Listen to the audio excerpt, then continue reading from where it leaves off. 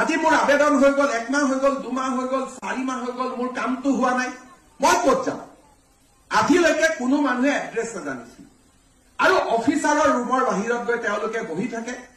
কোনোবা ডিসি অফিসত সেক্ৰেটাৰিয়েটত গলে ভাল ভাল অবসৰপ্ৰাপ্ত মানুহক আমি লগ পাওঁ খুৰা কিয় কাৰ্যালয়ত আহিছিলে বলে মই এখন কাগজ বিচাৰি আহিছিলো হোৱা নাই কাৰণে বাৰে বাৰে আহি থাকিবলগীয়া হৈছে ডিসিজন ভিতৰত আছে ৰুমত বহি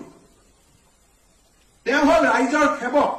সেৱকজন ভিতৰত আছে এয়াৰ কণ্ডিশ্যন ৰূপত আৰু যাৰ কৰ কাটালেৰে আমি দৰমহা লৈ আছো তেওঁ বাৰেণ্ডাত ঘূৰি আছে ডাইলেমা অফ পাব্লিক সাৰ্ভিস যে যাৰ টকা পইচা দি মই দৰমহা লৈ আছো মোৰ পৰিয়াল চলাই আছো মই ৰুমৰ ভিতৰত বহি আছো আৰু মোক যোনে দৰমহা দিছে তেওঁ বাহিৰত থিয় হৈ আছে আৰু কিয় থিয় হৈ আছে